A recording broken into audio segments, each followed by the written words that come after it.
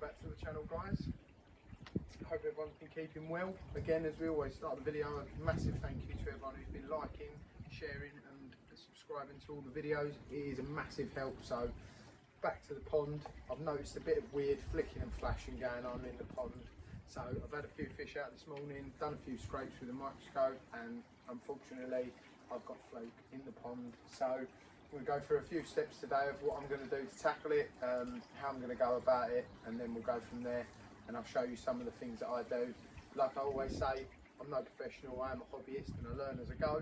These are just things I do to combat the pond and any parasites, so stay tuned. So first things first, obviously I've took the fish out, that's why the net's still out at the moment, just drying out. I've done a few scrapes and I have got fluke.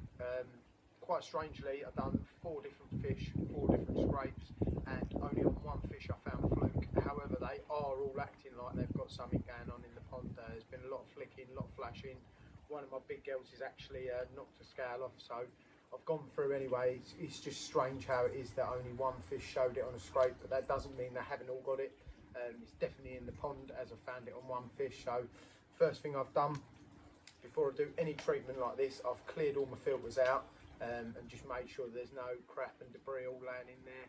So I've gone through all of them, I've done a backwash, and then I've also ramped my pump right up to 100%, and I've done a purge through from the pump all the way up, just to make sure there's no crap sitting in the pipes and everything like that. So I've blown all of that through, and then I've gone in with the Evolution Aqua parasite treatment. On the back it shows you all the dosage. For me, I'm not going to go into detail of how much I did, but I have done a stronger dose. I've knocked the UV off like it says, but I've done a slightly stronger dose. I always do in my pond. I don't recommend people do this. I know down to literally the last litre what is in that pond, as I put a reader on as I done my first fill up, and I took a photo of that. So I'm not telling people to do that. I'm just saying that is the way I combat it, is by putting a stronger dose in. Especially with things like PP, I don't do it for as long as what it says. I normally go 6 hours but stronger, but I haven't gone for a PP. I really didn't want to put a treatment in, I'll be totally honest with you. It was just more down to the fact of the fish are now starting to, as I say, one of them's got a bit of damage on him. Nothing bad, he has just flicked a scale off. So there we are. I really didn't want to be putting chemicals in the pond that I don't need, but in this instance I do need it. So the first thing I've done is I've gone for the Evolution Aqua Parasite Solve. And I've just mixed it up in my little mixing bowl, bang that straight in, air pump straight on. It's been in there for about 2 hours now, and I've just knocked the air pump off so I could see what the fish were doing, and they all still look good. So my second bit of advice as well is don't ever put a treatment in and just walk away, because if something goes wrong, the last thing you want to do is be away from the pond when something does go wrong. Second thing we're going to do is don't ever do a treatment in the pond and not worry about all the nets and things. I've got 2 nets that I use for this pond. I've got my pan net, and then I've got a small little, what I'd call like a kid's sort of crabbing net that I just scrape any debris off the floor and things like that. So I'm about to knock up a bit of PP now and bang them both in, and this is the NT Labs that I use. I do buy the sachet ones, which is the actual PP, but I'm going to use that one today as I've run out, so that'll be good enough, and I'll just leave the net submerged in there for about 6 hours while the water's purple. So I'll show you all of that, but we'll have a look around the pond. I've done a couple of changes, we'll see how the fish are doing, and yeah, show you how the pond's doing. So here we are, you can see they've all sort of calmed down a bit now. There was flying around like madmen and women in the pond earlier. The pond has gone a bit murky. I really need to get a bit of blanket weed treatment in, but at the moment, obviously with everything going in, the last thing I want to be doing is chucking a blanket weed treatment in as well. I mainly think as well this is down to the UV being off. I had it off the other day when I done a clean and forgot to put it back on. So everyone makes mistakes and we're not all perfect, but as you can see they seem a lot more chilled out now. They're all just going round. But it was my Deutsch Yamabuki Ogon, which she's hiding somewhere. She's one of the many that are in there that are actually a proper female. You can just see her there at the back of the pack. She's just a bit spooked then.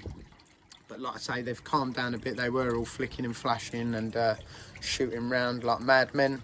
they seemed to be spooking each other, which was strange. They would one would shoot off and then go into the pack and scare the rest of the pack, and they'd all shoot off. So they're all a bit sulking a little bit now, down to the treatment. But like I say, the treatment's been in there about 2-3 hours now, and they seem to be doing a lot better. So I'm going to take you through and show you little bits of things I've done.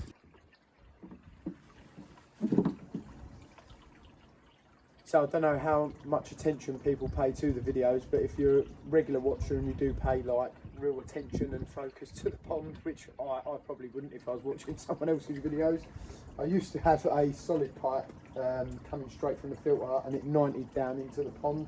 Now I've had to switch it up. I was noticing over the course of 2 weeks or so, especially now the weather's got warmer, I was losing a bit of water on the height of the water, and I couldn't work it out. And then when I actually paid attention, the splashback I was getting from the solid pipe 90 being in there, we'll put it this way, it was like a drunk man at a urinal. It was splashing back like no tomorrow.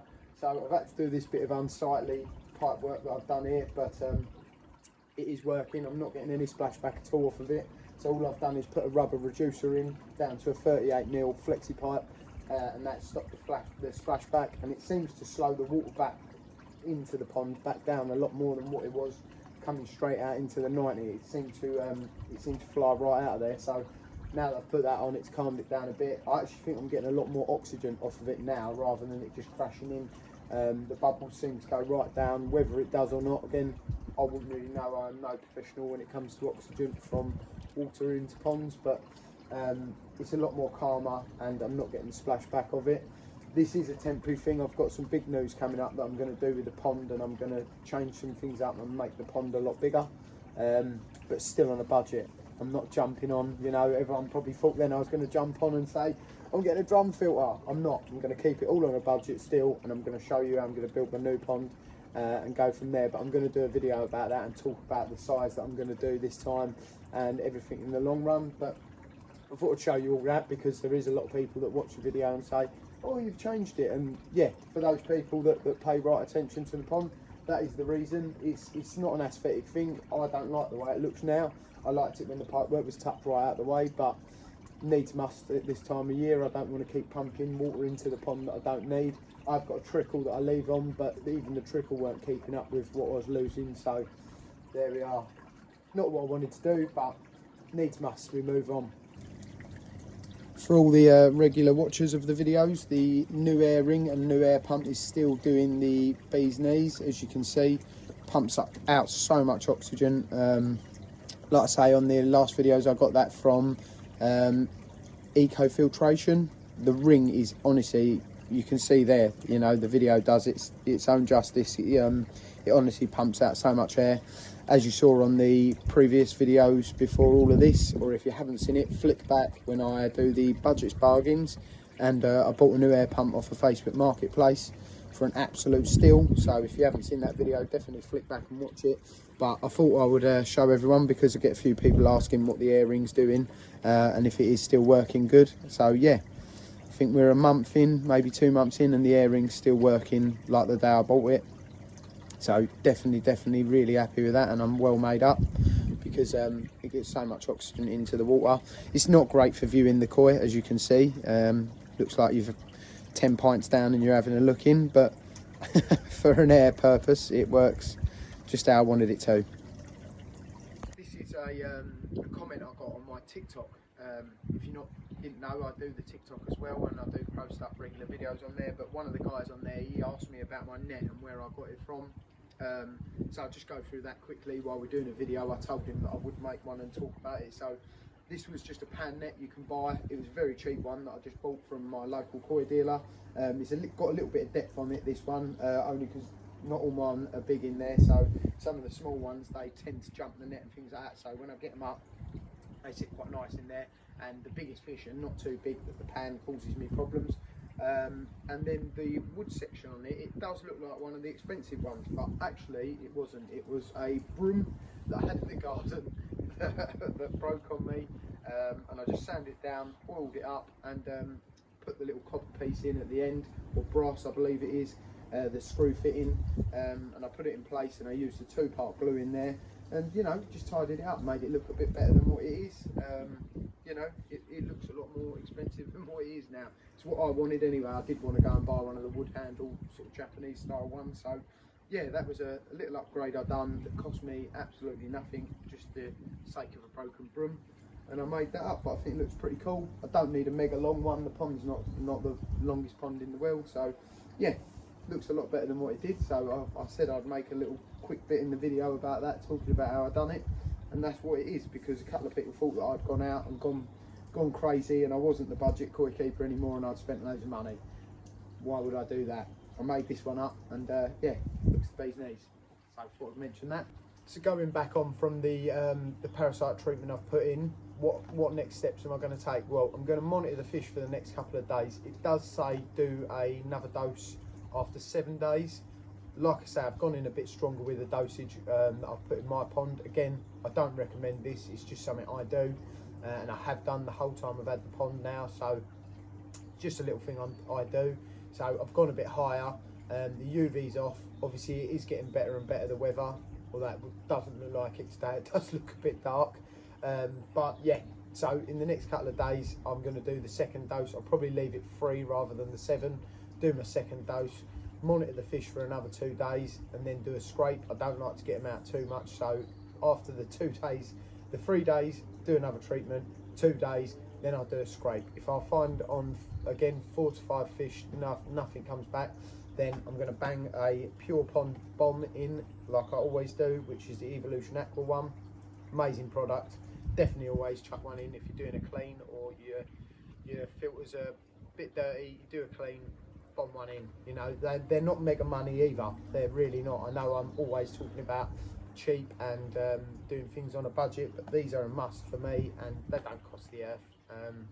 Like I say, always bang them in, and it does make the world of difference. So definitely, if you can, get yourself.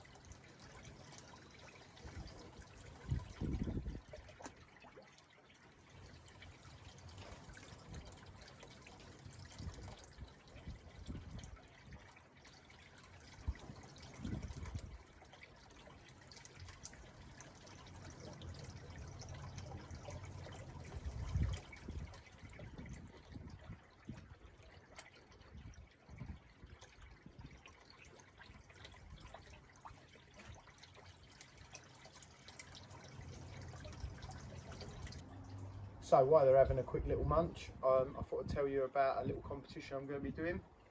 I've had a load of stickers made up with the Budget Koi Keeper symbol on it. I've got this, and then I've got the front symbol that I've got on my tops here. These are outdoor stickers as well. They're fully waterproof, so you can put them wherever you want, on your filters, showers, things like that. I'm going to be running a little competition for 2 weeks till the 4th of May. I'll announce the winner. And that will be for a set of 4 stickers of any of your choice. You can have all of these ones, or you can have 2 of each, or all of the others.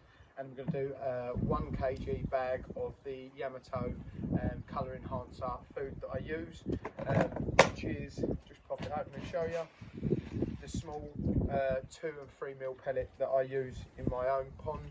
As you can see in the video before that, what they're munching away on. Yeah, it's just going to be a small little competition, and I'll get it sent out to the winner. All you have to do to enter the competition is like, subscribe and share the video, and then just comment underneath of the video saying you've done it. So just put done and a thumbs up, and like I say, I'll pick the winner out by random, using a random thing. I'll put everyone's names into it and it'll pick it out, and I'll announce the winner on the 4th of May, which is 2 weeks from now when the video comes out. And yeah, it's just a little competition where you guys can support the channel, and I can give back to you guys for supporting the channel, things like that. Like I say, it'd be any choice of 4 stickers and 1 kg of the Yamato colour enhancer food. You know, what more can you want for free? All you got to do, like I say, is like, share and subscribe to the channel. Little bit of normal maintenance as well. As I said earlier, I've cleaned out the filter, so I'm just going to clean out my skimmer, and I'll show you, obviously, as we spoke about before, I run the filter floss through it. So that's my new one, and that one's been in there for 2 days, so you can see the difference. I'm going to chuck that one to the side, lock the new one in quickly. Like I say, this isn't a fixed skimmer either, this is one of the floating style ones. that I've just fixed to a board there, so it stops it from floating around the pond, because it used to do my absolute head in. And yeah, I've just got a little access panel there that I can chuck over the top like that. It works an absolute treat. It's one of the all pond solution ones. It's not a dear one. Like I say, everything I do is on a cheap budget, but yeah, you can see what it's catching there. Clean, dirty. And I find it just sort of takes all the crap off the top surface that I don't want. I turn it off while they're feeding, so it's off now, but yeah, just seems to give the water a bit of an edge and makes it that little bit clearer. So that was just a little update on the pond. As you can see, I'm dealing with fluke, so I'll keep you all updated on that and see how we go with the parasite treatments. A couple of bits I do. Like I say, the competition's going to be running also from today when the video comes out till the 4th of May. So if you want to get involved, like I say, all you've got to do is like, subscribe and comment below, just saying that you've done it, and just share the video. And it's just a good way of the channel getting bigger, you know, and bigger things. I've got some big things coming up as well. Like I keep saying, I want to get down to the koi dealers and go through all of his new bits. He was a bit late on getting the fish out. I was hoping that I could have done it this weekend, but he's a bit late on getting all the fish out. I still want to do the video of getting all of mine out, and we'll go through the sizes. Obviously, with what's going on in my pond at the moment, it's not the best idea to be getting them out. But yeah, thank you all so much for following the videos, subscribing to the channel. But if you could do the same again, if you're not subscribed, subscribe, share the videos out to everyone, guys, because it does mean a lot. And like the videos with a little thumbs up, and we'll keep the channel moving as always. Thank you all. Cheers.